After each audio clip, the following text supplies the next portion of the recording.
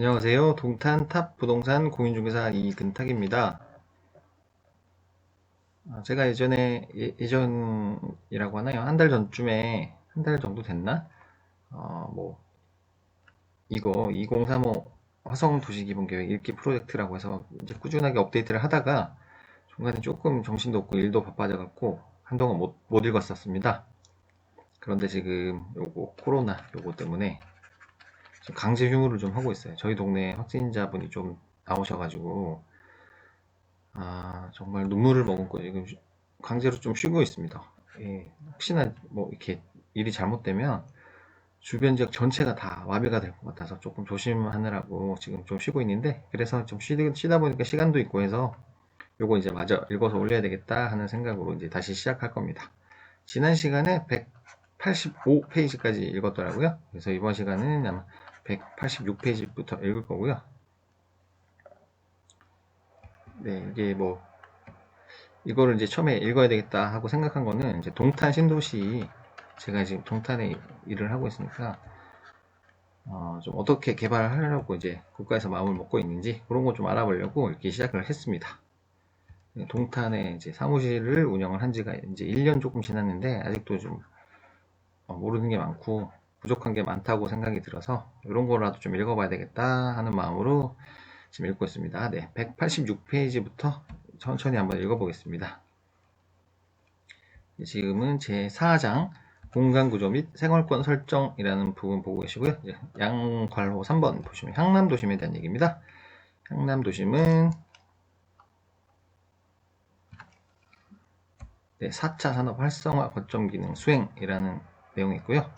자동차, 물류 등 산업 기능 강화 및 4차 산업 활성화를 통한 일자리 창출 기반 조성, 그리고 남부지역 경제산업 중심 기능 수행을 위한 복합 물류단지 조성을 통해 물류 기능 강화, 인근 산업단지의 배후 주거지 확보를 통해서 정주 환경 조성을 위한 복합 환승 시스템 구축. 요 내용 보시면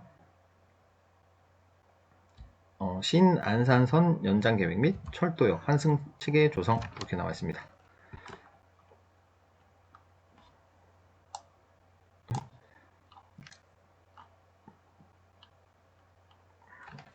그래서 이걸 요약한 내용을 이렇게 보시면 향남도심 세부계획입니다. 체험관광, 시가지 정비, 신성장 동력, 정주환경 개선이라는 그런 좀 이렇게 계획 제목이 있고요. 세부 계획 보시면 체험관광 부분은 자연자원을 활용한 온천 힐링 체험 치유단지를 조성하고요. 월문온천, 바란 식염온천, 유람온천이라는 곳이 있다고 합니다. 그리고 시가지 정비 차원을 보시면 인근 산업단지의 배후 주거지 확보를 위한 정주 환경 조성이고요. 그리고 대중교통체계 및 복합 환승 시스템 구축입니다. 그리고 신성장 동력 부분을 보시면 4차 산업과 연계한 자동차 관련 대단지 산업도시 육성, 그리고 산업단지 조성을 통한 사업기반 확충 및 개별 공장 집단화,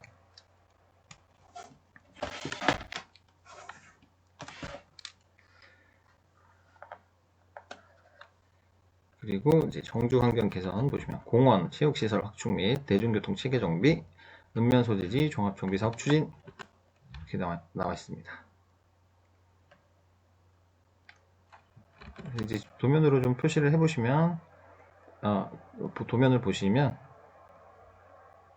향남입니다. 이게 경기도 화성시 향남.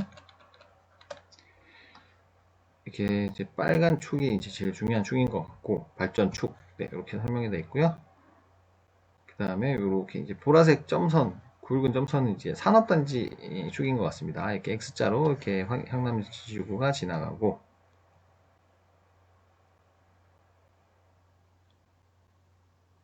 네, 또 좀 자세하게 읽어드릴 만한 게, 네, 여기 초록색 부분은 이제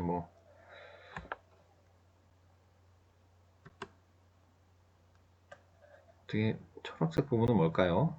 월문 온천, 체험관광 쪽인가 봐요. 네, 체험관광. 네, 이쪽으로 네, 가운데 초록색 부분 이렇게 보시면 될 것 같습니다. 네, 그리고 이제 괄호 4번, 양괄호 3번 봉담 도심입니다. 봉담에 대한 얘기입니다. 융복합 교육도시 조성입니다. 구시가지의 정비를 위한 교통 및 주거환경 정비, 그리고 다양한 분야의 전문 인력 육성을 위한 교육 클러스터 조성, 기조성된 승마클럽 주변 지역 클러스터 형성으로 말산업 육성 정책 지원, 지역 특성에 부합하는 특성화 명품거리 조성입니다. 봉담도심 세부계획 다시 한번 요약을 해보면, 구분은 관광, 실가지 정비, 신성장 동력이랑 내용으로, 관광 부분은 기조성된 승마클럽을 연계한 말산업 육성 정책 지원, 그리고 홀스메이트 승마장, 퀸 승마클럽, A1 승마클럽 이런 게 있다고 합니다.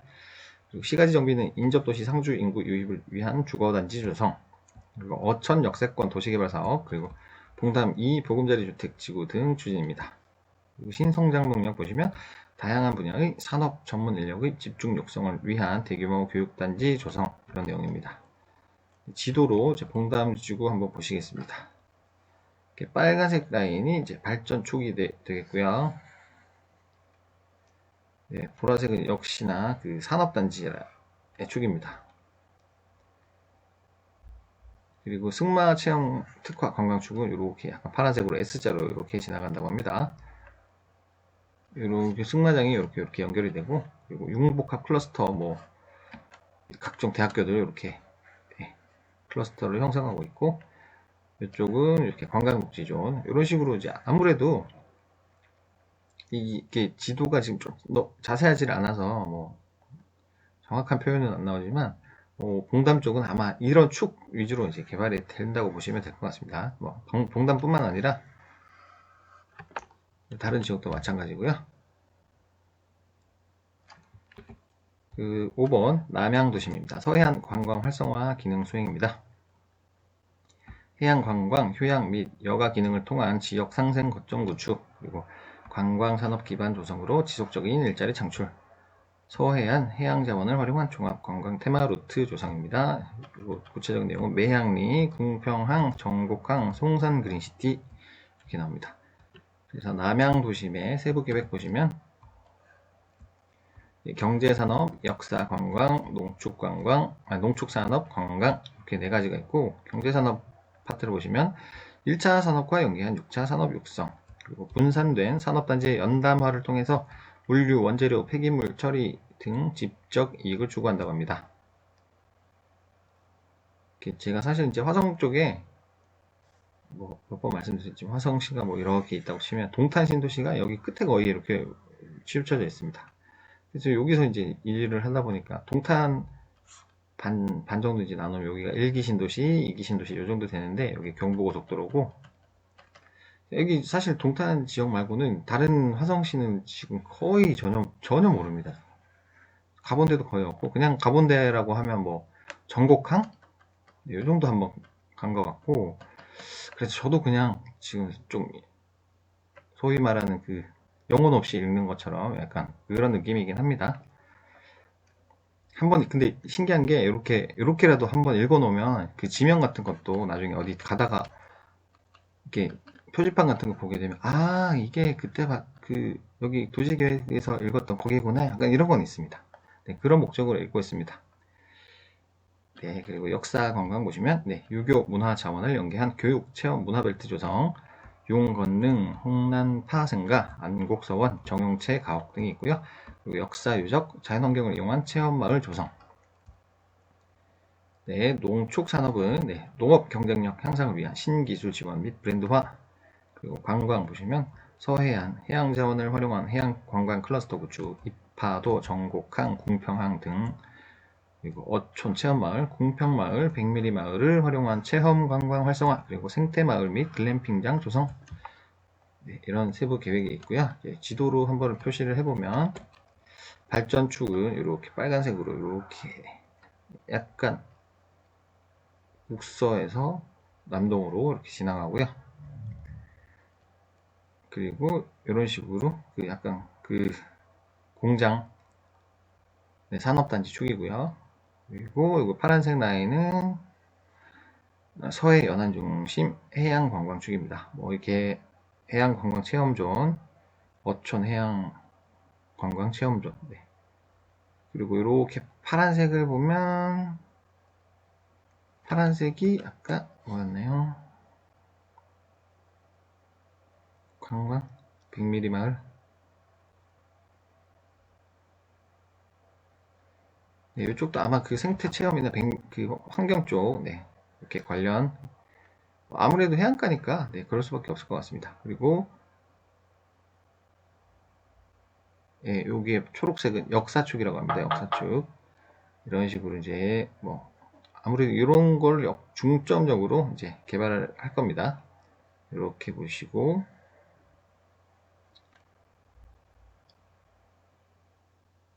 네, 그리고 여기는 이제 역사 문화의 관광 클러스터 이렇게 보시면 되겠습니다.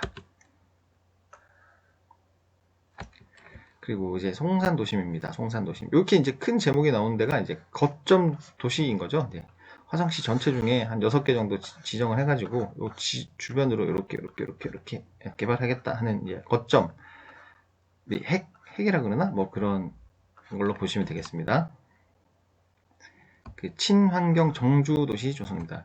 이것도 송산도 그 그린시티라고 뭐 신도시처럼 이렇게 개발이 되는 걸로 제가 들었는데 아직 한 번도 가보질 못했습니다. 기회 되면 한번 가봤으면 좋겠는데 네, 일단은 계획을 한번 읽어보고 나중에 기회 되면 꼭 가보겠습니다. 송산 그린시티 등 네, 대규모 정주 환경 조성 및 생활 환경 개선 1차 산업과 연계한 6차 산업 활성화를 통한 농외 소득 및 일자리 창출 그리고 지역 특산물을 이용한 관광 체험형 융복합 도시계획 수립입니다. 송산도심 세부 계획 보시면 경제산업, 시가지 정비, 신성장 동력, 정주 환경 개선 이렇게 4가지가 있고 네, 경제산업 파트를 보시면 1차 산업과 연계한 6차 산업 활성화를 통한 농외 소득 및 일자리 창출 그리고 지식정보기술을 활용한 4차 산업 및 스타트업 중점 지원 스타트업은 이제 새로 시작하는 그런 내용 뭐 기업 업체 이런 거죠. 네, 그리고 시가지 정비는 대규모 정주 주거 교육 환경 조성 신성장 동력은 송산 그린시티 서측 부지 대송지구 개발 및 그리고 역사 문화 자원 당성을 연계한 대규모 개발 사업 계획을 수립한다고 합니다. 부동산 이렇게 뭐 투자 쪽 이런 거 하시려면 이런 데를 이제 눈여겨 보셔야 되겠죠. 요게 이미 다 아시는 정보겠지만 그래도 이제 국가 계획에 이렇게 명시적으로 딱 적어놨으니까 이거는 거의 뭐 확정적인 거라고 보여집니다. 네.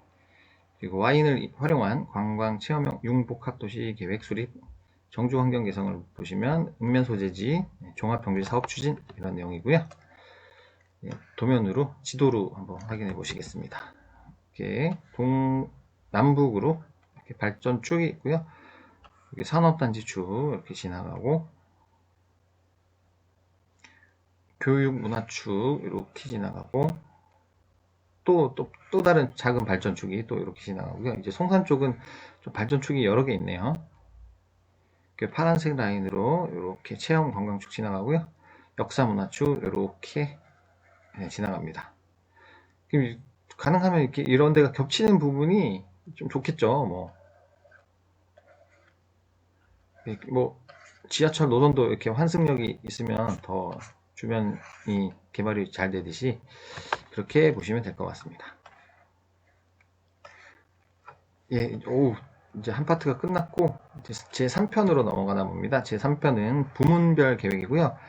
5장은 토지 이용 계획, 6장은 기반 시설 계획, 그리고 7장은 도심 및 주거 환경 계획, 그리고 8장은 환경의 보전과 관리, 9장은 경관 및 미관, 10장은 공원 녹지, 그리고 제 11장은 방제 및 안전, 제 12장 경제, 산업, 사회, 문화의 개발 및 진흥, 13장 계획의 실행 이런 식으로 이제 구성이 되어 있습니다.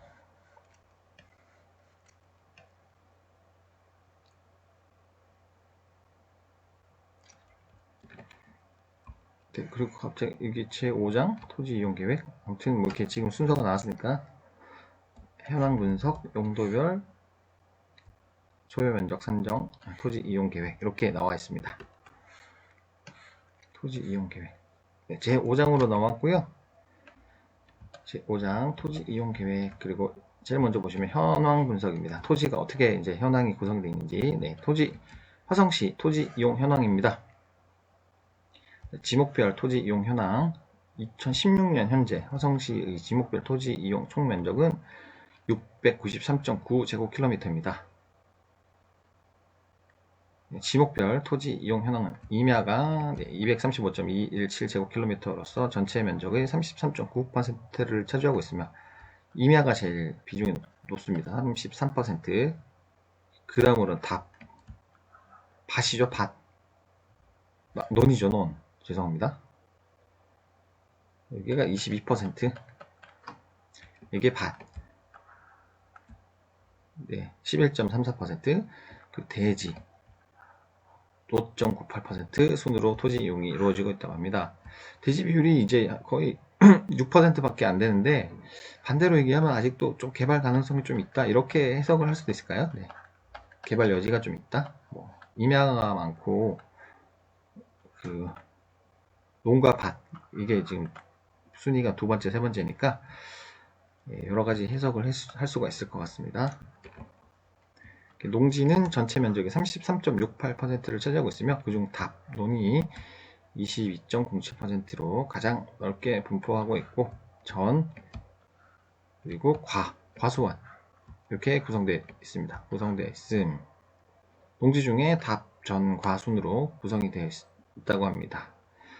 세부한 지역인 이런 표 같은 거는 다 읽진 않겠습니다. 이거 다 읽다가는 진도를 이게 수업은 아니지만 진도를 끝낼 수가 없을 것 같아서, 그 위에 이제 설명한 거를 이렇게 쭉 일목요연하게 정리해서 이제 적은 거겠죠. 이제 이런 거는 이제 화성시 각 시도 이제 통계 연보에 보면 이런 게 정리가 잘 되어 있습니다. 2016년 것만 보겠습니다. 2016년 최근 합계는 693.918 제곱킬로미터 정도 되고요. 구성비로 보시면 전답과 순이고, 순서는 아니죠. 네. 임야가 제 33.9%, 아까 답이 22.07%, 그 다음에 전 11.34%, 그리고 대지가 5.98%, 그리고 과수원이 0.27, 그리고 나머지가 26.44% 이렇게 구성되어 있습니다. 이렇게 좀 크게 확대를 하면 좀 보이실런지 보여드리겠습니다. 이게 토지 이용 현황도, 토지 피복도라고 이렇게 지도가 나오고요. 말씀드렸지만 여기가 이제 동탄 신도시입니다. 거의 이쪽이 이렇게 동탄 신도시고요.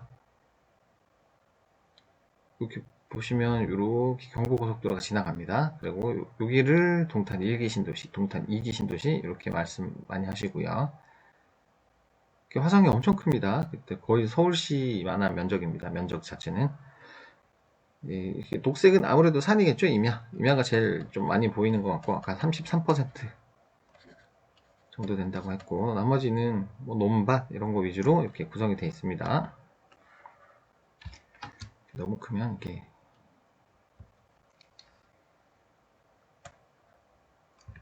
그리고 작은 괄호 2번 용도지역 현황입니다. 화성시 용도지역별 현황은 2016년만 기준으로 도시지역이 316.57 제곱킬로미터 28.1%, 관리지역이 25%, 농림지역이 12%, 자연환경 보전지역이 0.4%, 그리고 미지정지역이 9.4%를 차지하고 있습니다. 그 화성시 2016년도 말 기준으로 용도지역 지정 현황을 보시면 이렇게 구성이 되어 있고요. 이게 그 도시 국토의 계획 및 이용에 관한 법률에 보면 용도지역이라는 거에 대해서 이렇게 나오는데, 이렇게 세분화가 됩니다. 네. 도시지역은 주상, 공록 이렇게 되고요. 이제 제일 크게는 도시지역, 관리지역, 농림지역, 자연환경 보전지역 이렇게 되고요. 이제 도시지역 안에서 주상, 공록 이렇게 세분화가 되고, 관리지역은 계획관리, 생산관리, 보전관리 이렇게 보시면 계획, 생산, 보전. 네. 그리고 농림지역, 자연환경 보전지역은 세분화 내용은 없고요. 이렇게 됩니다.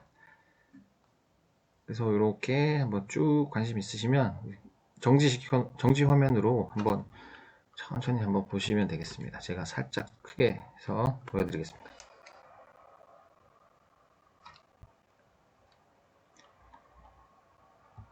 그래서 다시 한번 슬쩍 보면 이제 도시지역이 가장 큰 비중, 그 다음에 관리지역. 순서대로는 도관, 농자, 이 순서대로 그냥 비율이 이렇게 차지를 하고 있습니다.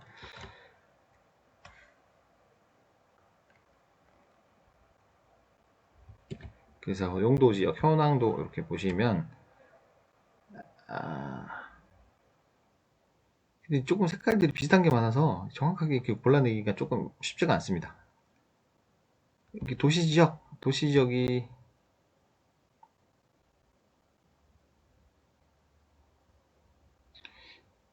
여기 제일 넓은 데가 여기인 거죠? 도시지역은 어디가 있지? 색깔이? 네, 아무튼 이렇게 이제 뭐 살짝 크게 보여드리겠습니다.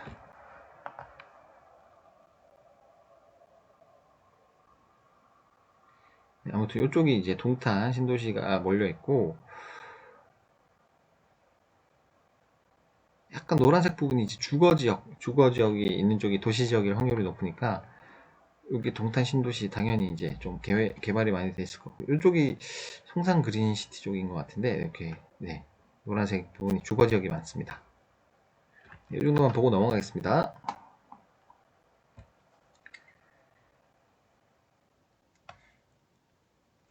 그리고 용도 지구 현황입니다.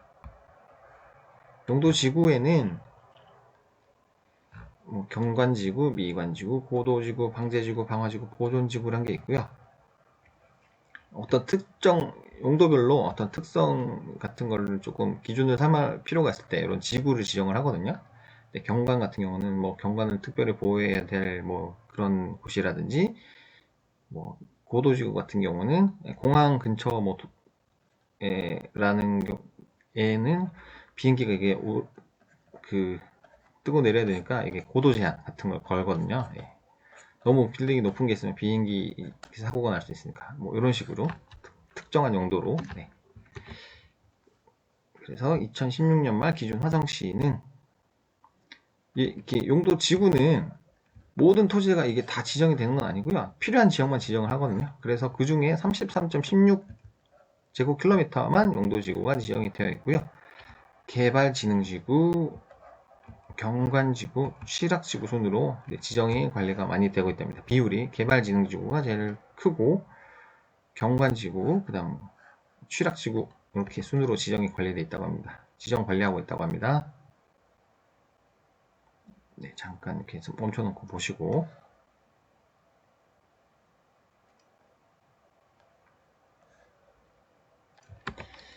네, 괄호 4번 농업진흥지역 현황입니다. 농업진흥구역은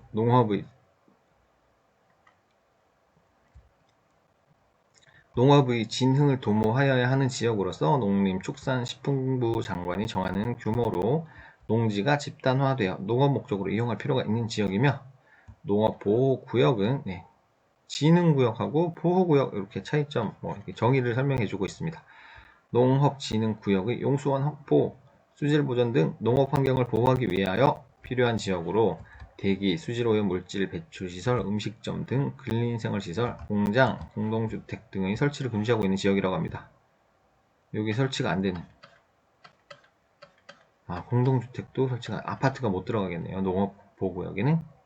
진흥구역은 말 그대로 조금 농업을 좀 진흥시켜야 되니까,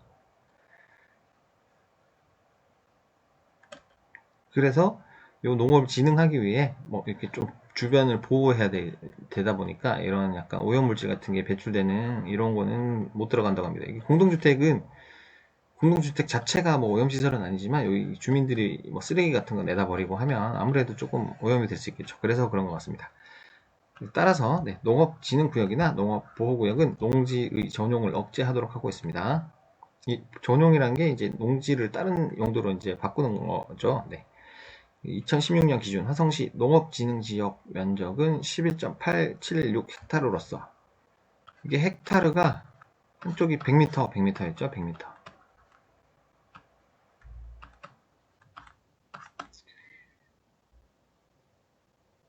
헥타르로서 농업진흥구역으로 지정된 면적이 10.998헥타르, 농업보호구역이 878헥타르를 차지하고 있습니다. 사실 저도 이렇게 막 구체적인 숫자를 읽고는 있지만 뭐 감은 없습니다. 그냥 일단 진짜 영혼 없이 그냥 읽는 지금 수준입니다. 저도 처음 읽는 거라서. 네. 토지 이용 계획, 농업진흥지역 현황을 이제 표로 정리해서 보여드리고 있고요. 그리고 개발 제한 구역 현황입니다. 2016년 말 기존 화성시에 지정된 개발 제한 구역은 봉담읍, 매송면, 비봉면, 남양읍의 약 91.37제곱킬로미터이며 지목별 현황을 보면 임야, 답, 전 이 세 개가 전체의 87.59%를 차지합니다. 아무래도 산이나 이렇게 조금 자연환경이 좋은 쪽이 개발 제한 구역에 걸릴 확률이 높으니까 화성시 개발 제한 구역 내 인구는 1182가구 2820명 거주하고 있음 이렇게 나옵니다. 2820명 정도. 개발 제한 구역이 거의 이제 그 규제 중에 제일 쉽게 말해서 제일 빡센 규제를 적용받는다고 보시면 될 것 같습니다. 뭐 건축물 건축하는 건 당연히 이제 안 되고요. 거의 뭐 그냥 간이 창고 같은 경우만 겨우 뭐 질 수 있을 그 정도일 겁니다 아마. 근데 제가 지금 자세하게 그 개발 제한 구역 그 규제 내용을 다 외우진 못하지만 아무튼 건축물 건축도 안 되고 정말 그냥 필요한 뭐 그냥 간이 창고도 안 될 수도 있고 그냥 나무로 뚝딱뚝딱 이렇게 뭐 지는 이 정도만 허용이 될 정도 아마 그렇게 쉽게 생각하시면 될 것 같습니다. 예. 그리고 이제 다 개발 가용지 분석입니다. 이런 게 이제 토지 투자 같은 걸 하실 때 좀 중요하겠죠. 개발 가용지. 개발 가능지 분석의 목적. 개발 가능지 분석은 보전 가치가 있는 지역을 분석하여 개발에서 우선적으로 배제함으로써 무분별한 난개발을 방지하고 친환경적 개발을 도모한다. 개발이 가능한 지역에 대한 토지의 특성을 파악하여 토지의 적정 용도 부여 및 개발 방향 설정, 그리고 개발 사업에 대한 시설의 적지 선정을 위한 기초 자료로 활용. 개발 가능지 분석의 기준. 계획 대상 지역에서 자연적 요소에 의한 개발 불가능지와 개발 제한 구역 등 법적, 제도적으로 경직된 개발 규제를 받고 있는 개발 억제지를 제외한 나머지를 개발 가능지로 간주한다고 합니다. 당연히 이제 뭐 토지를 투자하시는데 아까 보셨던 개발 제한 구역 이런 토지 사시면 안 되겠죠. 물론 이게 몇십 년 후에 해제가 돼서 땅값이 빵 뜰 수도 있지만 지금 이런 거 토지는 뭐 투자하시면 안 되는 거 뭐 당연한 거지만 네, 개발 가능지 분석 자료, 뭐 도시 관리 계획도, 생태 자연도, 토지 적성 평가 자료 등 토대로 GIS 중첩 기법이라는 방법을 활용해서 개발 가능지 면적을 추출한다고 합니다. 그래서 이렇게 표로 정리를 해놨는데 개발 가능지 분석 기준 보시면 기개발지 이미 개발된 곳, 이거는 도시지역 뭐 당연히 주상공 있을 거고 개발 사업 예정지, 그리고 지구 단위 계획구역, 개발 진흥지구, 도시 계획 시설 취락지구 등이 있겠습니다. 개발 억제지 법적으로 제약이 있는 이런 데는 토지 투자 절대 하시면 안 될 것 같고 생태 자연도 1, 2등급 토지 적성 평가 나 등급지 뭐 만약에 나는 너무 좋은 환경의 땅을 사서 그냥 보기만 해도 즐겁다 하시는 분들은 괜찮겠죠. 네. 그 근처에 가기만 해도 좋다. 아무 개발을 안 해도 좋다. 이런 분이 계시다면, 요런 땅 하시면 될 것 같고, 그래도 조금이라도 수익을 얻고자 하시면, 뭐, 이제 개발 가능한 쪽으로 투자를 보셔야 되겠죠. 임상도, 네, 4영급 이상 지역이라는 곳이 있고, 그리고 농림지역, 자연환경보전지역, 농업진흥지역, 개발 제한구역, 문화재 보호구역, 보전산지, 네, 군사시설 보호구역. 요거, 문화재 보호구역 하니까 제가 잠시 떠오르는 게 있어서 그 토지를 이제 땅을 사셔가지고 이제 개발을 진행을 하시잖아요. 뭐 용도 변경 해가지고 형질 변경, 용도 변경 이런 거 하셨죠. 그 책에서 읽은 내용인데 이런 거 할 때 혹시나 이제 간혹 그 매장된 문화재가 발굴이 되는 경우가 있다고 하더라고요. 뭐 신라시대 뭐 그런 것들 이게 이제 발견이 되면 발견 비용을 누가 내는지 혹시 아시나요? 이거 그 땅 주인이 낸다고 하더라고요. 깜짝 놀랐습니다. 이거를 문화재 발굴 비용을 땅 주인이 내야 된대요. 땅 주인이. 그래서 토지를 조금 개발하실 목적으로 투자하셨는데 이거 문화재 나오면 이제 큰일 나는 거죠. 이제 이게 뭐 지금 정확하게는 제가 뭐 기억은 잘 안 나는데 이게 매장 그 자체로 보존해야 되는 경우가 있고요. 보존. 발굴을 해서 뭐 박물관에 갖다 놓던지 하는 경우도 있잖아요. 이런 경우는 그냥 다 캐내가지고 토지는 개발을 할 수가 있는데, 이게 나타나면 이제 진짜 큰일 난다고 합니다. 그냥 뭐 옛날 집터 같은 거 있잖아요. 이런 거는 땅에다 그대로 보존을 해야 되잖아요. 예. 그래서 이제 토지 투자할 때 이런 게 조금 주의하셔야 될 상황이라고 말씀하시더라고요. 토지 투자 하셔가지고 돈 엄청나게 버신 분이 이제 쓴 책을 읽고 제가 안 내용입니다. 네. 저는 토지 쪽은 뭐 거의 지금 거래를 해본 적이 없어가지고 잘은 모르지만, 아무튼 네, 토지 그런 거 하실 때는 이런 것도 좀 염두에 두셔야 될 것 같습니다. 그리고 개발 불능지, 네, 자연적 제약. 이건 자연적 자체로 뭐 개발하기 힘든 땅인 거죠. 토지 적성 평가 가 등급지, 네, 표고 제한, 화성시 도시계획 조례에 맞게 지역별 차등, 그리고 경사도 15도 이상이죠. 경사도가 이게 너무 높다 그러면 여기 뭐 건축하기가 좀 힘들겠죠. 네, 아무래도 산도 이렇게 깎아야 되고, 이거 깎으면 또 뭐 옹벽도 설치해야 되고 여러 가지 조건이 많이 붙을 겁니다. 국가 하천, 지방 하천, 소유지, 저수지 당연할 것 같고, 그리고 개발 가능지, 이게 이제 제일 핫한 땅이겠죠, 아무래도. 네. 기개발지, 개발업지, 개발 불능지 제외한, 아직은 개발이 안 돼 있지만 앞으로 개발될 가능성이 높은 지역, 땅값이 제일 많이 오를 가능성이 있는 지역, 이렇게 보시면 될 것 같습니다.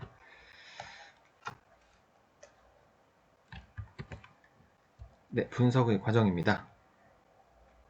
도시기본계획 수립지침 국토해양부에 따라서 화성시 토지이용 현황 분석을 토대로 기개발지, 개발 불능지, 개발 억제지, 개발 가능지로 구분하여 분석, 그리고 화성시 전체 행정구역상에서 기개발지역을 추출하여 우선 제외시키고, 나머지 지역에 대해서 차례로 개발 억제지 및 개발 불능지를 제외한 최종 지역을 개발 가능지로 선정한다고 합니다.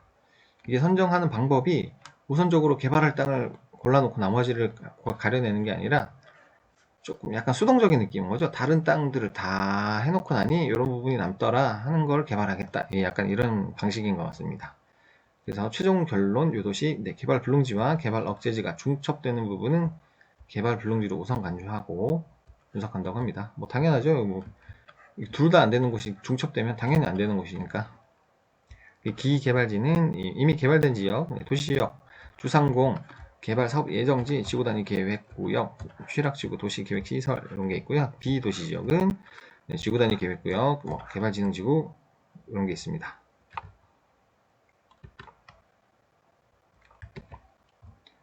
개발 불능지 표고 제한 65m 이상은 우정읍 장안면, 그리고 70m 이상은 마도면, 송산면, 서신면, 80m 이상은 진안동, 병점 1동, 병점 2동, 반월동, 기배동, 화산동, 90m 이상은 향남읍, 양감면, 매성면, 95m 이상은 봉담읍, 남양읍, 비봉면, 팔탄면, 정만면, 세설동, 100m 이상은 동탄 1동, 동탄 2동, 동탄 3동, 동탄 4동, 동탄 5동, 동탄 6동. 이게 무슨 뜻인지 지금 제가 정확히 이해가 안 되는데, 이게 우정읍 전체가 개발이 불가능한 지역이다? 말이 안 되는데, 이거 동탄도 개발이 불가능한 지역이다? 표고 제한?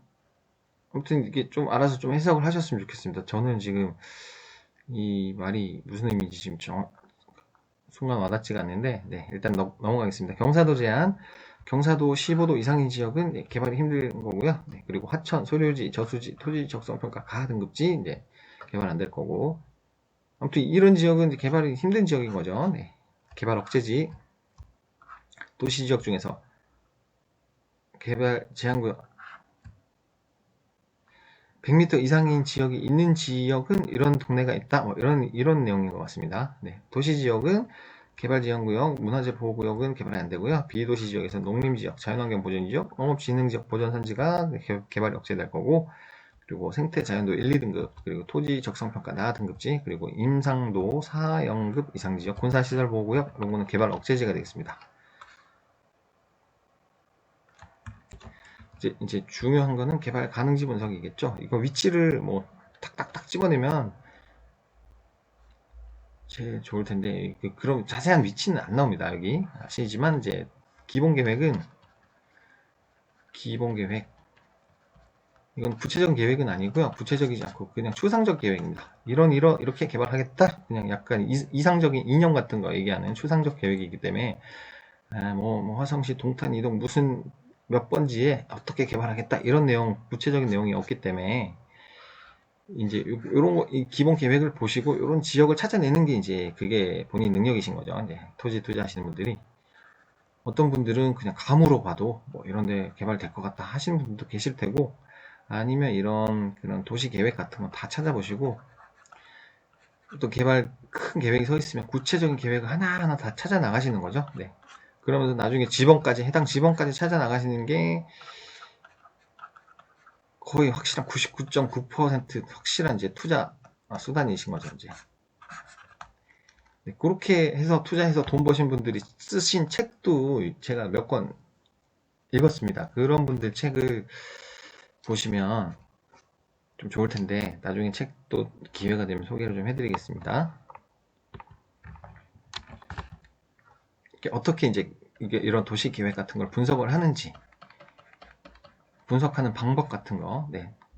기초부터 아주 차근차근 설명해 놓은 그런 책들이 있습니다.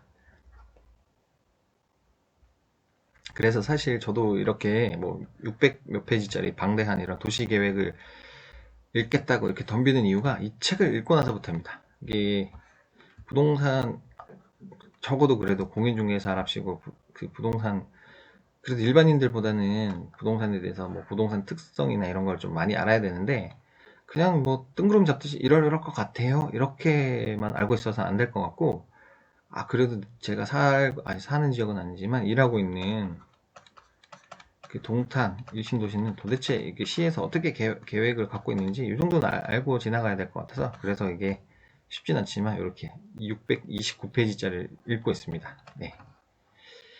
그래서 개발 가능지 분석 보시면 1번 토지 적성 평가 분석, 기초 자료로 제공되는 토지 적성 평가 안 분석 결과를 활용하여 개발 가능지 분석을 합니다. 그리고 평가 대상 토지의 객관적 상황에 비추어서 절대적인 보존 요소를 가진 지역 안의 토지에 대해서는 필지별 표준화 가에서 마등급 정도로 이렇게 등급을 나누고 별도로 보존 대상 지역으로 분류한다고 합니다. 토지 적성 평가를 해서 절대적으로 보존해야 될 그런 토지는 보존 그 등급을 또 따로 매기고, 또 별도로 또 보존 대상 지역으로 또 분류를 또 해낸다고 합니다. 개발 가능지 안에서도. 그래서 이렇게 적성 등급, 보존 등급을 따로 이렇게 매기는 내용을 이렇게 써놓은 것 같고, 이거는 뭐 읽어봐도 뭔 말인지 전혀 모르죠. 그래서 아무튼 가등급은 보존적인 성격이 강한 토지가 되고, 이런 데는 투자하시면 안 될 것 같고, 마등급 개발적 성격이 강한 이런 마등급 정도의 투자를 하시면 좋을 것 같습니다. 그래서 적성 등급의 적용 기준 사례 보시면, 입안 구역의 적성 등급, 입안 제한하는 가 쪽은 요거는 이제 토지 보존을 좀 강하게 해야 되는 부분인 거죠. 심의를 거쳐서 입안 여부 결정, 이건 뭐 입안 가능은 다라마 이렇게 된다고 하고요. 아무튼 표준화 값을 기준으로 토지 적성 등급을 부여한 결과 면적 비율은 가 등급, 이게 토지 화성시 같은 경우는 이제 가 등급에 해당하는 지역이 13.9%. 가는 이제 또 이 중에서도 개발이 안 되는 지역이죠. 개발 안 되는. 네. 아까 방금 위로 보시면, 이게. 네, 그쵸. 네, 가 등급은 보존적 성격이 강하니까 이쪽은 안 될 것 같고, 그래서 가등급이 뭐 면적이 한 13% 정도 된다고 하고, 이제 개발 좀 가능한 땅을 보시면 4.7%밖에 안 되나 봐요. 네. 그렇게 많지는 않네요, 비율이. 이렇게 보시면 되겠습니다. 등급별로 이렇게. 나등급, 하등급이 제일 비율이 높습니다. 32%. 그 다음에 나등급 29%. 나는 보존적인 성격이 좀 더 강하니까 이런 쪽은 개발이 좀 힘들 것 같고, 뭐 한 요 정도 밑으로 이렇게 보셔야 되겠죠. 네. 그리고 쌍괄호 2번 개발 가능지 분석을 보시면 GIS 중첩 기법이라는 방법이 있다고 합니다. 이런 거를 활용해서 개발 가능지 면적을 추출해낸다고 합니다. 총 면적 738.372제곱킬로미터 중에서 개발 가능지 면적은 전체 면적의 18.8% 정도 된다고 합니다. 18.8%. 80%는 개발이 좀 힘든 지역이고, 그래서 기개발지 면적은 219.969제곱킬로미터로 전체 면적의 약 30% 정도, 29.8% 차지하고, 개발 억제 및 개발 불능지 면적은 전체 면적의 54.1%인 379.634제곱킬로미터를 차지함. 개발이 안 되는 면적이 거의 50% 정도 된다고 합니다. 화성시에서. 안 되는 건 아니지만 개발을 억제시켜야 되거나 아예 불능한 지역이 있는 거죠. 네. 그래서 개발 가능지 분석 결과를 보시면 합계 이건 이미 개발이 다 된 땅이고, 네. 요거 두 개는 개발이 거의 힘든 땅이고, 그래서 개발 가능지를 보시면 18.8% 정도 되고, 요거 두 개가 거의 50% 정도. 네. 위에서 보시면 51.4%, 51.4% 이렇게 나옵니다. 네. 그래서 기개발지가 이미 이제 도시가 형성된 지역이라고 보시면 되고, 파란색 동탄 지역, 여기 동탄 지역과 여기 아마 송산 지역인 것 같습니다. 여기 송산 쪽. 네.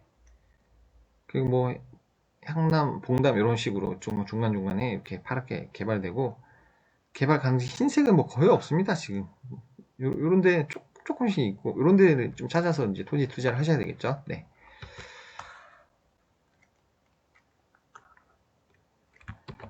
그래서 큰 2번 용도별 소유 면적 산정입니다. 가 용도의 구분, 목표 연도 토지 수요를 추정해서 산정된 면적을 기준으로 시가화 용지, 시가화 예정 용지, 그리고 보전 용지 이렇게 구분해서 토지 이용 계획을 수립합니다. 시가화 용지는 현재 시가화가 형성된 기개발지로서 기존 토지 이용을 변경할 필요가 있을 때 정비하는 토지이며, 주거용지, 상업용지, 공업용지, 관리용지로 구분하여 계획을 한다고 합니다. 그리고 시가화 예정용지는 도시의 발전에 대비하여 발전축과 개발 가능지를 중심으로 시가화에 필요한 개발 공간을 확보하기 위한 용지로서 향후 계획적으로 정비 또는 개발이 가능할 수 있도록 계획. 시가화 예정용지는 주변 지역의 개발 상황, 도시 기반 시설의 현황, 수용 인구 및 수요, 적정 밀도 등을 고려하여 지역별 또는 생활권별로 배분한다고 합니다. 시가화 예정용지는 토지 수요량과 관계없이 포괄적으로 단계별 총량과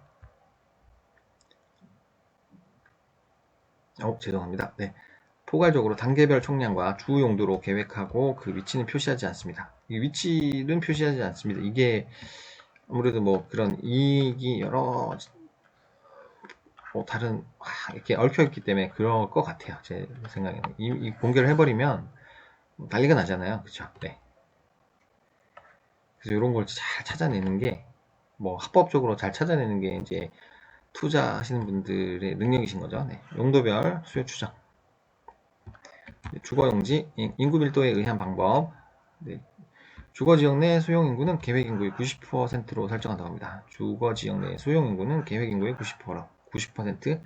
인구 밀도는 고밀, 중밀, 저밀로 각각 200헥타르당 250명, 150명, 100명 정도로 차등을 적용한다고 합니다. 저밀은 100명, 중밀은 150명, 고밀은 250명.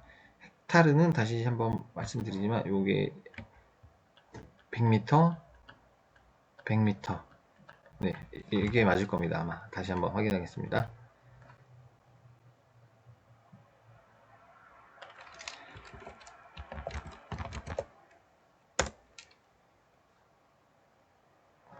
네, 만제곱미터니까 네, 맞습니다. 100m, 100m. 보시면 아까 설명드렸다시피 100m, 100m. 이게 1헥타르 이렇게 되겠습니다. 그래서 이제 고밀은 헥타르당 250명, 그리고 중밀은 150명, 저밀은 100명. 밀도별 인구 배분 비율은 고밀, 중밀, 저밀 각 20대, 40대, 40을 적용한다고 합니다. 인구 밀도에 의한 방법으로 산정된 2035년 주거용지 소요 면적은 80.371제곱킬로미터로 추정한다고 합니다. 그래서 인구 밀도의 의한 인구 추정, 이게 말이 맞나요? 아무튼 뭐 인구 밀도로 인구 추정을 해보면 이런 표가 만들어진다고 합니다. 계획 인구가 2035년에는 119만 6천 명 정도 계획을 하고 있고, 네. 수용 인구는 이렇게 한 90% 정도 잡는다고 했죠. 네. 그래서 고밀도, 중밀도, 저밀도, 네, 소요 면적은 뭐 이 정도 계획을 하고 있습니다. 2035년에. 예, 다 이렇게 표를 다 읽진 않겠습니다. 이렇게. 주택 1호당 부지 면적에 의한 주거용지 수요 추정입니다. 주거용지 내에서 수용인구는 전체 인구의 90%를 기준으로 설정하고요. 그 세대당 인구는 2010년 한 세대당 2.67명에서 2015년 세대당 2.64명으로 지속적으로 감소 추세를 나타내고 있습니다. 인구도 감소하고 있고요. 이렇게 세대당 인구도 이제 독립된 1인 가구가 요즘 많이 계시잖아요. 그래서 이제 한 세대당 인구도 좀 줄어드는 것 같습니다. 그리고 향후 저출산에 대한 국가 및 지방자치단체의 인구정책 변화 등을 고려하여 2035년에는 세대당 2.3명으로 설정한다고 합니다. 많이 낮아지는 거죠. 주택 보급률은 제3차 수도권 정비 계획에 따라 목표 연도 115%를 달성하는 것을 목표로 한다고 합니다. 주택 보급률은 2035년에는 115% 달성하겠다. 주택 유형별 부지 면적은 기존의 2020 화성도시 기본계획의 수치를 적용하여 단독주택은 200제곱미터를 적용하고 연립은 150제곱미터, 공동은 120제곱미터를 적용하여 산정한다고 합니다. 단독은 200, 연립은 150, 공동 120. 공공용지율은 쾌적한 주거환경 조성을 위하여 40%로 설정을 한다고 합니다. 도시개발편람, 한국토지주택공사, 그리고 30에서 40% 제시. 공공용지율은 한 40%로 설정. 그리고 혼합률은 근린생활시설 및 상업 업무시설 등을 고려하여 10%로 설정. 그래서 계산식을 보시면 이게 뭐의 계산식이죠? 혼합률인가요? 혼합률? 네, 그렇죠. 그렇겠죠. 용적률. 네, 이것까지는 저희가 알 필요는 없을 것 같고, 네, 이렇게 계산한다. 공공용지율은 40% 정도 설정한다. 이 정도만 알면 될 것 같습니다. 그래서 주택 1호당 부지 면적에 의한 방법으로 산정된 2035년 주거용지는 총 109.633제곱킬로미터로 추정한다고 합니다. 그 단계별로 아파트 연립 이렇게 단독주택 이렇게 면적 비율 쭉 시가화 비율 같은 거 다 쭉 이렇게 추정치를 적어놨습니다. 이게 인구는 119만 6천명 2035년에 네, 이렇게 계획을 하고 있습니다. 지금 시간이 꽤 지난 것 같아서 이제 여기서 한번 끊어가겠습니다. 지금 이번 시간에는 206페이지까지 읽었고요. 다음 시간에 207페이지부터 쭉쭉 이어가겠습니다. 이게 한 번에 너무 작정하고 많이 읽으려고 하면 저도 힘들고 들으시는 분들도 혹시나 계시다면 지겨우실 테고 그래서 짧게 끊어서라도 꾸준하게 끝까지 읽도록 하겠습니다. 네. 지금까지 이제 2035년 화성도시기본계획 읽어봤고요. 그냥 특별한 그런 제 사견이라 그러나 그런 거 없이 그냥 객관적인 내용 읽는 거에 초점을 두고 읽어보겠습니다. 제가 아는 지식이면 조금 이제 첨부를 해서 말씀드리겠지만, 네. 혹시나 이거 저처럼 이렇게 다 읽어보시는 분도 계시겠지만, 혹시나 계시겠지만, 이렇게 영상에다 띄우고 하시는 분들은 잘 없으신 것 같긴 하더라고요. 그냥 요약본으로 막 추려가지고 올리시는 분들을 많이 봤는데, 원문 전체를 읽고 올리시는 분들은 거의 못 봤는데, 혹시나 관심이 있으시면 저랑 같이 그냥 이렇게 쭉 읽어보시면 좋을 것 같습니다. 네, 들어주신 분 계시면 너무너무 감사드리고요. 지금까지 동탄 탑부동산 공인중개사 이근탁이었습니다. 감사합니다. 다음 시간에 207페이지부터 읽어보겠습니다. 감사합니다.